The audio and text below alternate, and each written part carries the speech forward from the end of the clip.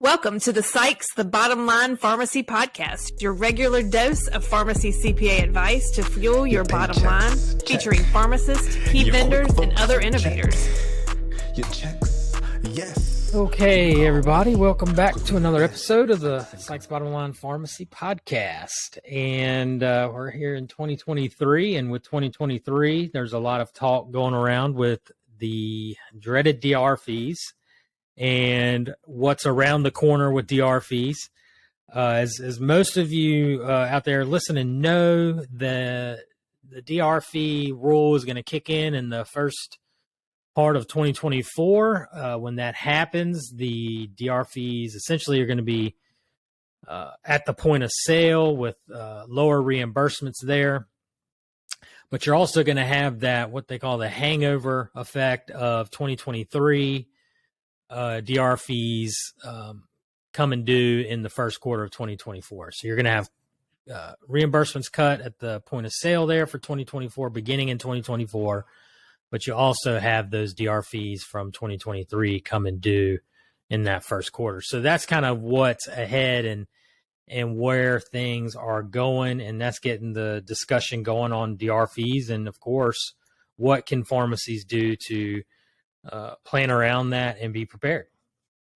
Yeah, it's interesting. We were talking about that a few days ago, Scotty, just kind of on an accounting perspective, how that's going to look as far as keeping track of what those DIR fees are. It's kind of nice right now, as far as we're concerned, we're able to pull those reports from those that have a third-party reconciliation service and get an idea of what those third-party or those DIR fees are, make adjustments for those, and we have line items for those so we can track them and see what kind of percentages they're running. But when they're done net at point of sale, it's going to be interesting to see how that plays out. Yeah, it is. And speaking of... Go ahead, Kendall. Yeah, I was going to say, I guess with planning, obviously you got to know where you're at to know where you're going. So, Bonnie, you said having the third-party reconciliation reports. If right now you don't have access to it, you can't see what your burn rate is for DIR fees, then it's going to be twice as hard to plan into the future. So I think that's a key takeaway, is to go in there and look at what is your percentage of DIR fees. And if you don't have the reports, you need to get on the line with whoever's providing your reconciliation service and get an idea of where you stand currently, and then you can start to plan for it in the future. Yeah. But there's definitely going to be a bottleneck there for that few months there, I guess, in 2024, where those clawbacks come back at the same time as the point of sale DIR fees hit. Yeah, there's going to be a bottleneck. And, we often heard, and Kendall, going off of your point, we often heard pharmacies really say a lot where, well, my accountant says I don't need to be tracking DIR fees because it's all net. Bottom line of my bottom line is still the same, whether I record the fees or not. And that's a correct statement. However, those pharmacies are not measuring their DIR fees as a percent of revenue. So they don't know where they stand relative to their peers' industry average. We're talking about trends in DIR fees. We saw 2.5% or so. What was that? 2019, 3.5% in 2021, 20. Last year, 2022, I'd say as DIR fees were closer to 4.5% to 5% of revenue. So for 2023, you have to expect, these are going to go up again. 5.5% of revenue. I don't know. We'll have to see. So you got to have this information available to know and plan and be prepared. And the accounting system is a critical piece of this. You got to be able to use your accounting system here to plan and understand what you can do from a cash flow perspective to be prepared here. If you don't have any accounting system or your accounting's unreliable, I think that's step one for those pharmacies in 2023. Get a pulse of where exactly your pharmacy stands, what the issues, concerns are, where the cash flow issue is in your pharmacy, and then address it. Yeah. And you've got this year to do it. So, it's a new year. You got a year to do it. Yep. It's a good time to, obviously it's tax season. People have to get their corporate returns, personal returns done, get those wrapped up, and then look forward. And if there's any changes that need to be made to get your financials in better shape. Obviously, we're talking about a third-party reconciliation system is key. Perpetual inventory is key. Those are two big areas to make sure that you're getting good information. Make sure that your financials are up to date with that information each month. And that balance sheet is a critical component. If that balance sheet's out of whack, everything's out of whack. Yep. So get that balance sheet tied down. Go line by line, each account. Make sure it makes sense and reconciles so you can get a good grasp of exactly what your pharmacy's doing there. And then heading into 2024, you'll be prepared, like Scotty said, to know what kind of cash you truly have available, kind of cash flows available. And if there's things you need to do to get prepared for this.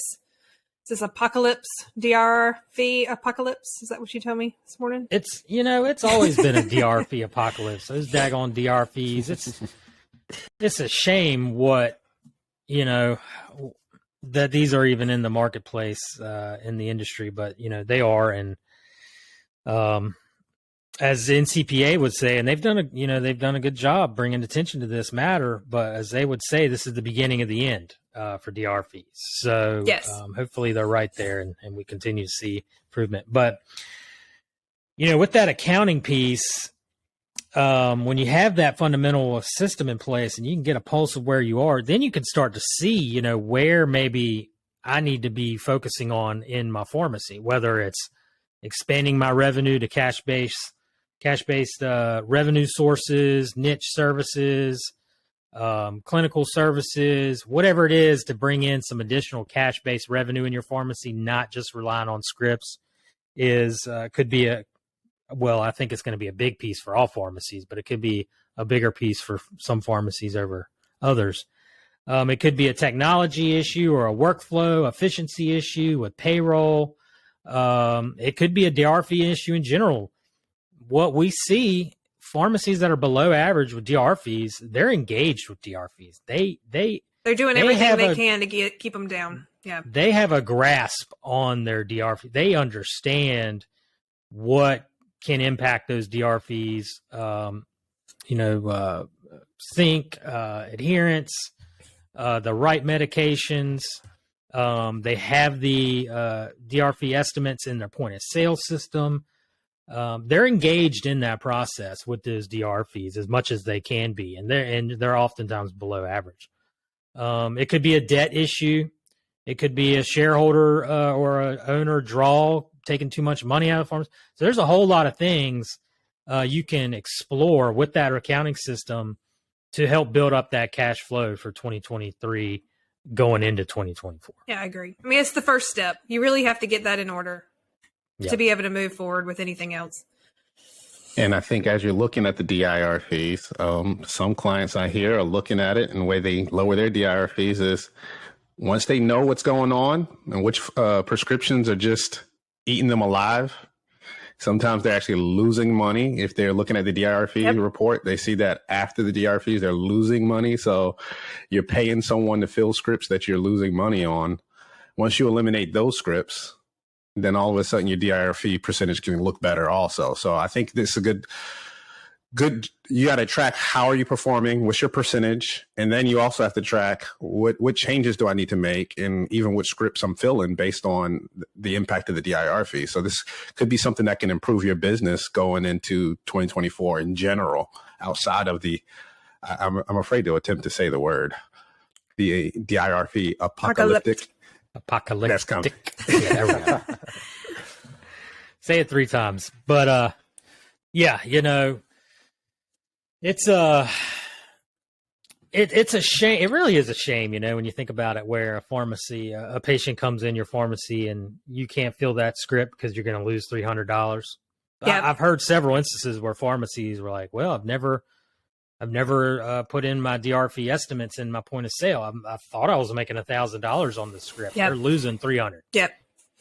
It's an absolute shame. And I have pharmacies tell me all the time, we're going to have to just stop filling this brand or that brand because we're losing. And it's hard for the patients to understand. It's a shame. I mean, because some patients don't understand. They just think, the pharmacist just told me they're not going to fill my script.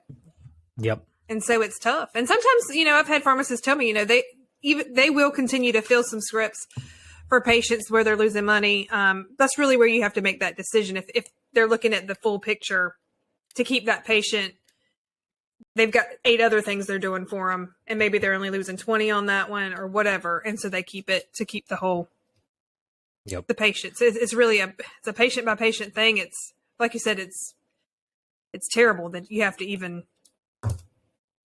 have that issue. It really arise. is. And let's not overlook really, I think, where in addition to that accounting and using that here in this important time, the importance of where I think, the rubber's meeting the road here with pharmacies being that wellness center, bringing in other services and other lines of service, cash-based services to the pharmacy. It's really hitting the road right now because COVID kind of jump-started that. And you really, if you're not fully involved or fully engaged in some sort of ancillary revenue into the pharmacy, other than just filling those scripts, you got to do something because you got to start bringing in new revenue lines. You got to make it up somewhere. The pharmacy, You got to. This is it. This is the year. So, between those two things and managing and understanding the cash flow in your pharmacy is going to really, I think, prepare a lot of pharmacies for 2024. And lastly, I'll just say here, typically you'll see that current ratio in a pharmacy around 2 to 2.5 to 1. So the current ratio is current assets divided by current liabilities. The accounting of where those current accounts are is very important there. But you typically see 2.5 to 1 there. So you have $2.50 of cash receivables inventory for every $1 of current debt. And so going into 2024, I think a good goal to shoot for in a pharmacy is a 3 to 1 current ratio. I think we're going to have to start adjusting our KPIs going into this year and looking forward. So, so that's just one kind of byproduct of, I think, what we're going to be seeing out of this year. But, it really is a mess out there, but you got to hand it to the NCPA and a lot of other organizations out there, pharmacy groups that have brought attention to this, that are working around the clock really to bring attention to this matter with Congress and so on and so forth. So, to me, with pharmacies having the opportunity to be those wellness centers in their communities, that opportunity right there couldn't be more exciting if I'm a pharmacist. Right. So I couldn't be more excited about the future of pharmacy. But there's just going to be some bumps along the road, and this is just one of them. Yep. There's always going to be something to keep it interesting, I'm sure. There's always going to be something. On to the next thing. Yes. It's like, we always have tax changes or tax updates or court cases or whatever it is. So it's always something. We're like 1 year, one tax season, it's going to be nothing new. It's just going to be. No, it's not going to happen. Since I've started. No. It hasn't happened yet. But maybe. Yeah. We can't, we got clients that, I had a client got a notice from the IRS yesterday, and it was from a matter 2 years ago. Oh, man. I mean, kind of crud is that? But luckily, it was a good notice, wasn't a bad one, but. Usually don't see those, the good ones. Yes, you do, all the time. With Sykes Company, you always get good notice. Talking about.